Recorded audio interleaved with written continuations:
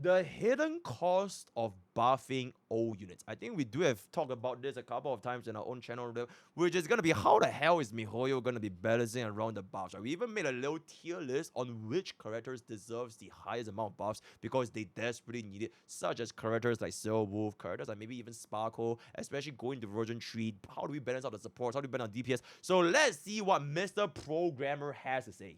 To issues close to Trailblazers' hearts, including difficulty deploying older characters on the battlefield and the strengthening of these older characters. But what does this actually mean?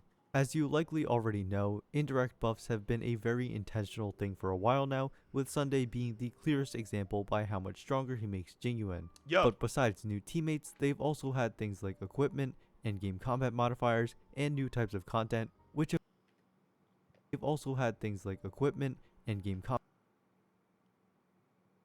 Oh, that's the buff, right? Okay, I was I don't think I've ever used this buff in my life, but like, modifiers and new types of content, which have also been considered buffs in that they can make some older characters gain new relevance. So the fact that they actually addressed how players are feeling like these actions aren't enough, and that power creep is making it so old units are significantly harder to use now than ever before, instead of just ignoring the issue and playing it off as a necessary evil for the sake of selling new characters, is pretty telling that whatever they have planned is likely going to be quite different from what we've seen up to now. Naturally, everyone is going to wildly speculate about this until we get actual details at some unknown point in the future, but to keep our expectations realistic, there's actually another gacha game out there with a beloved and well-established system for directly buffing older characters that we can use to get a more realistic idea of how— Bro, deadass, if bro said League of Legends, I wouldn't be surprised, because at this point, League of Legends is basically a gacha game, and they balance stuff all the time. How such an implementation has both benefits and drawbacks.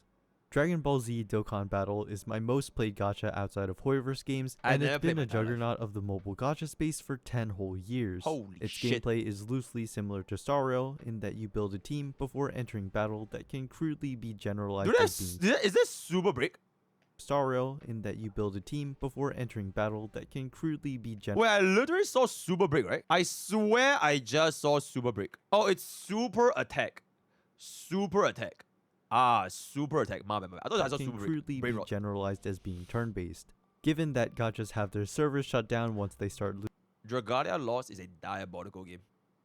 I quit Dragalia Lost, I believe, around Gala Cleo. I forgot if it was Gala Cleo first or the Fae collab first. Oh, no. I even stayed around for their Monster Hunter collab, I believe.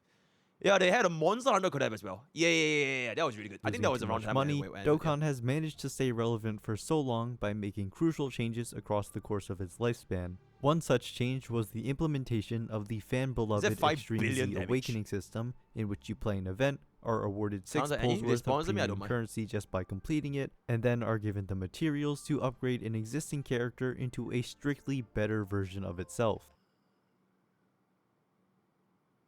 Ooh. Okay, so it's like a multiplier increase, additional crit chance, more multiplier increase, and then add a bonus effect. Okay, that's pretty good.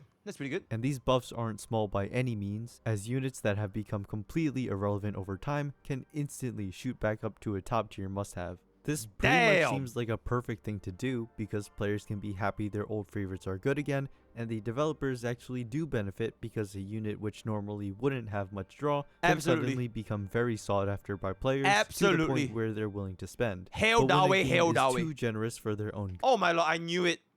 Bro is a League of Legends player by heart. What are the plans for Legends of Runeterra cosmetics? Bada ba, bada boom, bada bing, bada bang. Okay, I already know it. Good, they can actually struggle to bring in enough income, so how does Dokkan manage to maintain a good balance between buffing old characters while making the new ones still desirable? It works because of a system that Dokkan has for all of its characters called categories. Categories is exactly what it sounds like. Each character— What? What the fuck was that? Of its characters called categories. Categories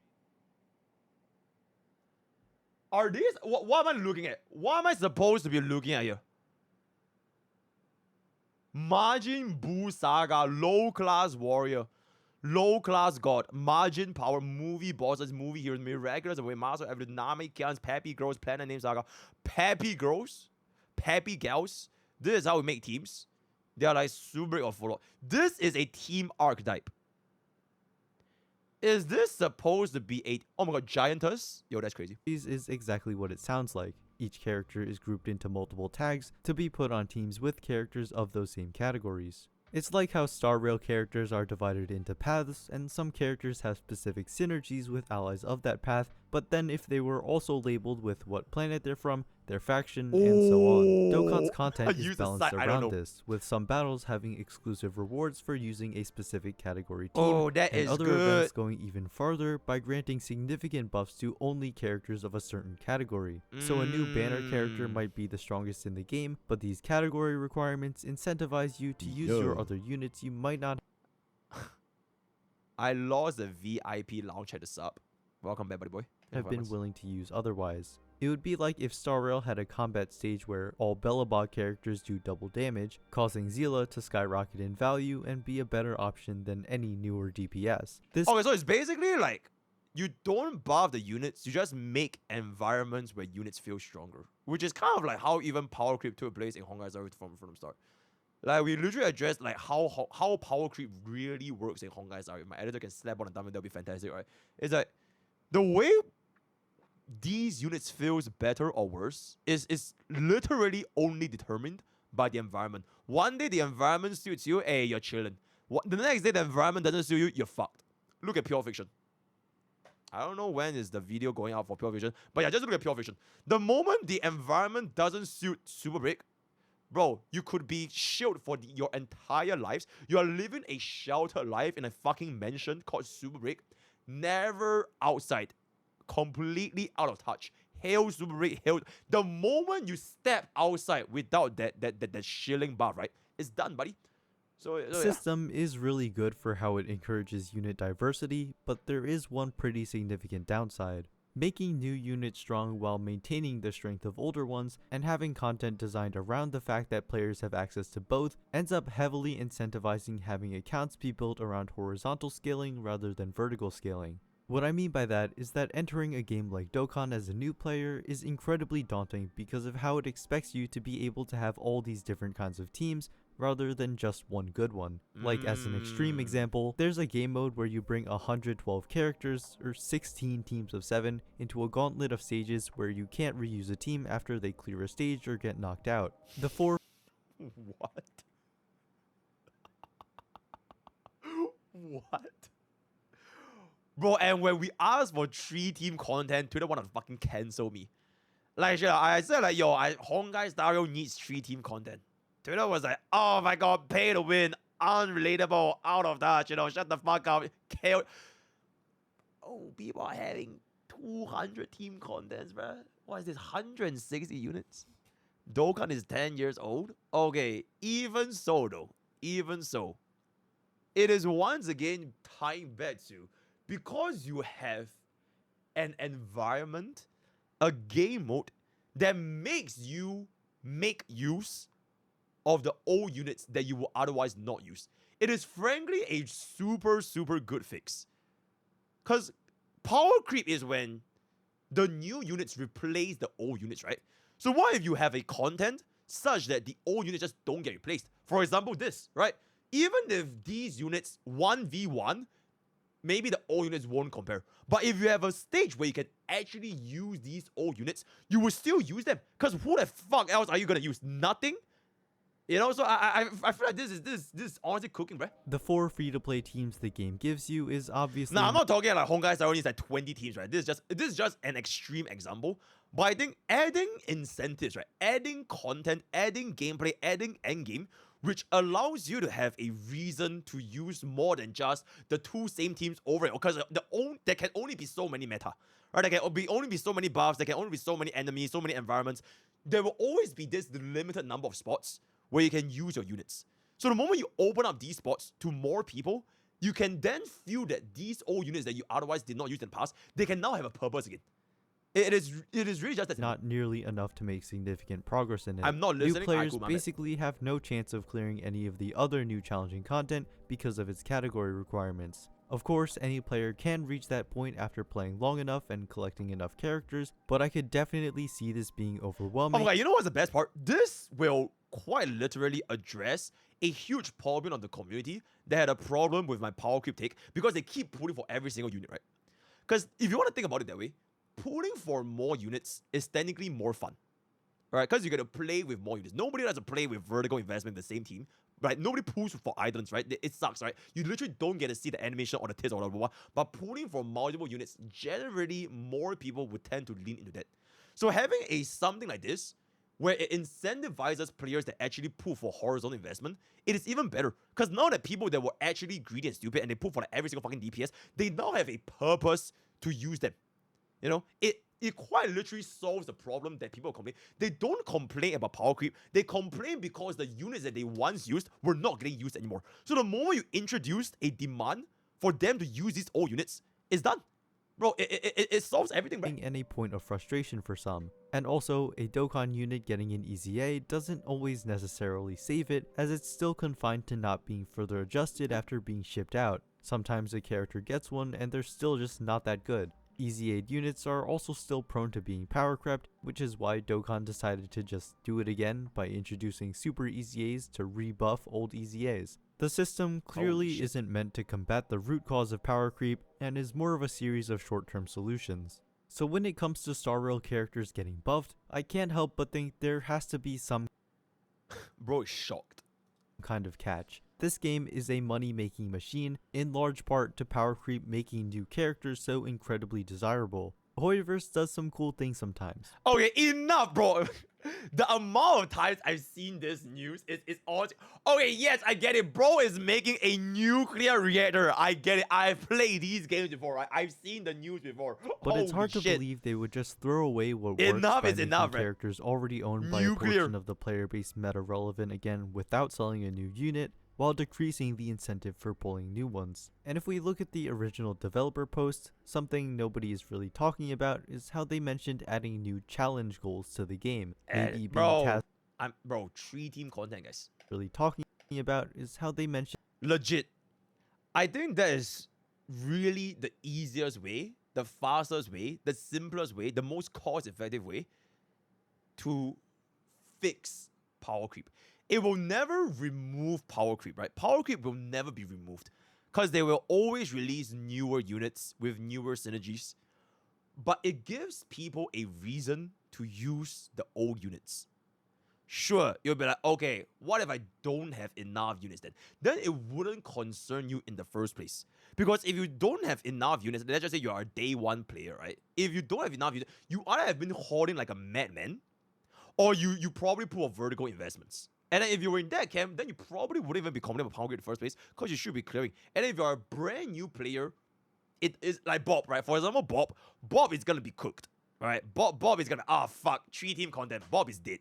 But it also depends on like, do you think Bob cares about clearing these 3-team content right now? Because I can tell you, Bob doesn't really give a fuck, right? Bob is happy with just chilling, 4-star clear, 5-star clear out of 12. It's great, just making the best of what you have is gonna make Bob happy. So for the majority of players, right, I would say that the audience, they are having this pleasure, right? They are not feeling good with Honkai Star Rail because of like this power creep thing. The moment you give them a reason to use all these old units, it can help them reduce the dissatisfaction, right? Because now you have a purpose to use your old unit. Despite the fact that new units are probably going to be stronger, right? Maybe Aircron is always going to shit all over Jingyuan as a crit DPS. Maybe, fucking, I don't know, like Firefly, okay, not Firefly, okay, maybe like DOT is maybe not doing too good. But if you give an environment for these old units, right? These Blade mains, right? This DOT mains, this Scylla mains, this Jingliu mains, right? If you give them a chance to shine, they'll be happy. Because now they actually get to use them in a content where even though the new units are technically stronger, you can still use these old units. And I think that's like the most important thing to address. How do you balance out the life cycle of a unit that's entering Honkai Starbucks? Adding new challenge goals to the game. Maybe being tasked with beating a stage using only Bellbot characters is not that far-fetched after all. Now, admittedly, Yeah, Star Rail this is does just have complete much better creative ways to thingy. ensure Yeah, a specific lot of ways characters to thrive cook. over others. Like in the It doesn't. It might not even need to be 3-team content. It might just be like what bro said, right? A Bella box stage buff. Alright, this is like super random, like a Bella box stage buff, or like a sword stage buff. If you're wearing blue, if you're wearing glasses, it's like super random, but some kind of way that can incentivize players to use the old units. It might not even need to be 3-team, but any sort of way that can bring up the usage for these old units. I feel like it will make a lot of people happy. Because I'm pretty sure the new units, they're still gonna shit all the new old units anyways. Even without the bug, right? Okay, D Herta, bro doesn't wear glasses. Okay, right? Let's say D Herta, bro doesn't wear glasses. Or bro has long hair, right? She's still probably dealing so much damage that she doesn't care or not whether she gets the buff. But for the old units that you use, you would then appreciate it. And you wouldn't feel the gap that much anymore. Because now there's a content where you're like, oh shit, actually I don't feel that bad. I don't feel that bad that the old units that I used are getting, power crap. Which, once again, just goes back to the whole, okay, I'm not going to keep sounding like an old man, like I told you so, but like, you current get the point. iteration of Memory of Chaos, having trotters spawn that do a significant amount of damage to elites when they die would theoretically make Zila a better option than Fei Xiao because of her kill resets if she were buffed to have the same general damage output. Obviously, that's excluding destruction and erudition characters, but you get the idea. Among all of the limited 5-stars in the game, each one has their own unique quirks and mechanics. Did bros, okay, completely unrelated. Why did bros Among Ling all Sha of the deal limited no 5-stars damage? in the game, What the fuck is that? What is that shitty ass Ling Sha? 46k? Bro is missing a 0. Like straight up. Bro is just legit just missing a 0. each one has their own unique quirks and mechanics that could make them be more useful than what is typically seen as their It's not competition, E1 Archu. and I'm confident the Star Rail devs can find creative ways to take advantage of these, but my only worry is that the demands Oh become my so god, he unique didn't 0 cycle. Not a perfect B-roll. Yo, Jarvis killed. Nah, I'm just kidding. Yeah, I'm just kidding. that you can't get around them without using those specific buffed units. I The do Sunday realize how Jarvis, pessimistic find this all him. sounds. Maybe they're just planning on giving a small numbers buff to a character paired with a new outfit to sell, but I completely forgot this was even a thing. Good lord, that looks good. Bro, that actually looks so... Yo, Space Racer Jingliu skin. It's not even that Gunner. It's literally not even a Gunner skin. Bro, I think this will sell so hard. Crazy shit, But man. I do think it's important that we keep our expectations in check until we get real details about Hoyo's plans. I Absolutely. hope you found this video to be interesting or Oh, insightful. this was Subscribe hella for more interesting. Honkai Star Rail discussion videos, and as always, thanks for watching. Yippee! So Star Rail just... This was an excellent gosh damn video. This was an excellent gosh damn video. Yo, chat. Villagers send their regards. Villagers send their regards. An excellent video as per usual. This is the same guy that came up with the programmer explains how adventuring part works. Yeah, programmer explains the words by Honkai. This is the same video. Absolute bro was absolutely No Star Rail cooking, right? Okay, very, very good. So with that, word of the day is gonna be join Twitch, join YouTube, join Discord, join Twitter, join Twitter. All those guys. See you guys next time. Take care.